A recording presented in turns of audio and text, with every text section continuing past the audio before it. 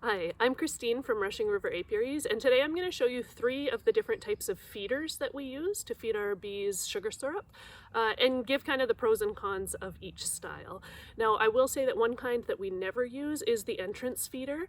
That usually is like a little tray on to one side of the entrance and then a mason jar that sits on top of it. I don't recommend for those to be used. They come with a lot of beginner packages, but they're a big attractant for wasps and ants and other undesirables right at the entrance to your beehive. So if you have one of those styles, I would really recommend choosing one of these others as soon as you can. Now, another style that is quite popular in packages, like beginner packages that you might get of beekeeping equipment, is this sleeve feeder. It is nice and compact. It actually sits right in the hive. It replaces a couple of frames. I think with a brand new hive, you might get away with only taking 1 frame out, but as soon as your frames are gummed up at all, then you're going to need to take 2 frames out. The way that it works is there's little lattices down in these holes that give the bees something to grip onto so that they can walk down to wherever the water line is at to access the feed. The advantages of this are that it's closed in your hive, so you're not going to attract any pests that you don't want in there. It's really quickly accessible for the bees. You can move it around within your hive so that it's right adjacent to the frames that they're working on. Good for spring feeding when you want them to build up wax. A disadvantage is that the bees can't work on those frames that you have had to remove in order to put this in. So at some point they are going to be building comb without their feeder in. The other disadvantage to these is that to fill it up, you need to be fully suited up on a day that is nice enough for you to open your hive, because you do have to open up to the bees in order to fill this. We also, despite these lattices, have found quite a few bee deaths associated with these ones. Drownings, especially when they are filled right to the top in the beginning. So that is a sleeve feeder. The next 2 are 2 different styles of top feeder, which we prefer and we use more often. The first one is a pail feeder. They come in different sizes. The yellow plug, my fingers are cold, I might not get it out of here. The yellow plug can be removed, and that's where you put the syrup in. In the mesh there, you can see 2 holes where the syrup can come out.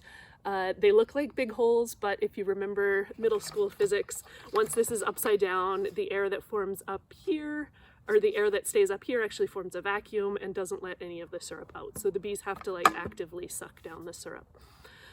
This would go right on top of that hole in your top board. If your top board doesn't have a hole, you would need to make a hole. So it sits on your top board so the bees can access it. It fits nicely inside an attic box if you use one, or if not, then you just throw another empty box kind of around the bucket so that it's hidden. So again, it's closed in. You're not going to attract any other pests that you don't want in your hive. This carries quite a bit, or holds quite a bit more syrup than the sleeve kind, which is nice because you don't need to change it out as often. And even though when you take this off to fill it, you are exposing that little hole of bees, it's a little bit less disruptive to the bees than opening up the whole hive to fill up a sleeve feeder. And the other one that we really like is a top feeder. These come in a few different styles. This one is by Saracell out of New Zealand. So you're going to fill this whole space with syrup, so it holds a lot. In each of the corners and in the center, there are access points for the bees. So inside here, this is rough enough that they can walk on it, and same with this, so that they can come up and then move down to wherever that water line is to get at the syrup. But there's never bees in this space because they can't swim, so they're only in here. The nice thing about that is that you can pop the lid off and fill this up without putting your bee suit on. You're not actually opening the hive to any bees when it's time to refill this.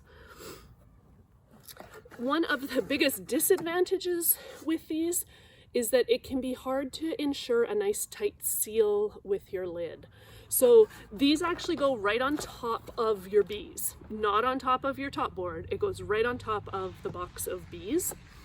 And then your inner cover is going to go on here. And that's where we run into problems, is just making sure that there is a nice seal here, because if there is any access point, your bees and wasps and other pests are going to find their way in there and they're going to drown.